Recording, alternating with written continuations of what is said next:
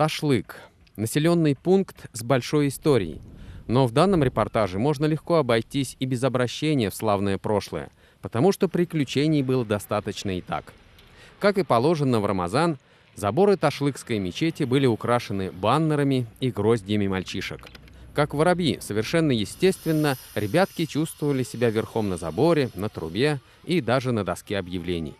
Но у детей всегда очень много дел, и поэтому они вскочили на велосипеды и куда-то умчались.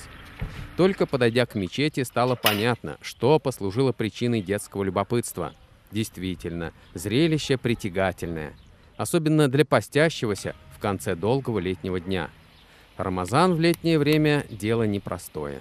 В прошлом году у нас тоже в такое жаркое время же попадало Рамазан, месяц Рамазан.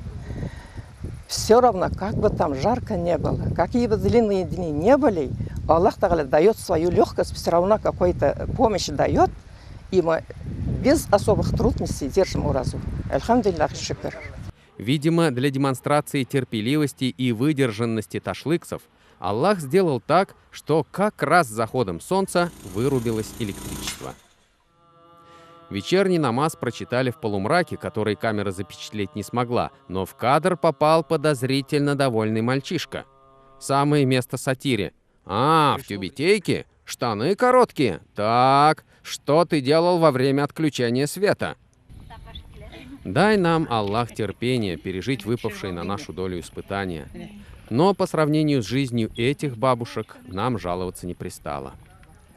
После намаза все перешли в соседний дом культуры, где были накрыты столы, но тоже не было света. В темноте да не в обиде. Люди с радостью взялись за еду. А после того, как немножко поели, настроение поднялось, голова начала работать, и люди догадались достать современные свечки, сотовые телефоны. Ифтар получился романтичным и высокотехнологичным. Однако то, что столы освещали смартфоны, бабаев мало волновало. Старшее поколение обсудило волнующие их вопросы после вкусного ифтара уже когда дали свет. «Эх», — говорили зрелые мужики, — «куда катится молодежь?» А потом вспомнили себя, и не все из рассказанного можно озвучить. На то мы и мусульмане, что пришли к Богу с покаянием. Мы признали свои ошибки и покорились Аллаху. Постимся, молимся и просим о прощении. Тем временем на улице пошел долгожданный дождь.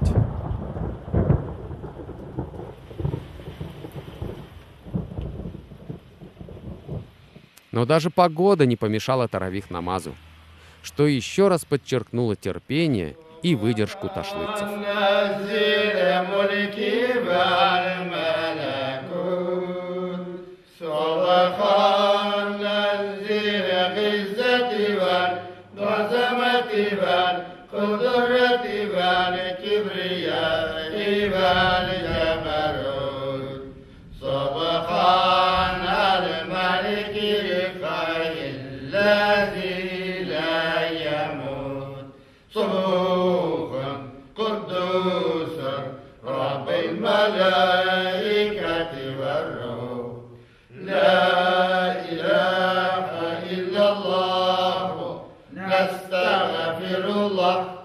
نسألك الجنة فنعوذ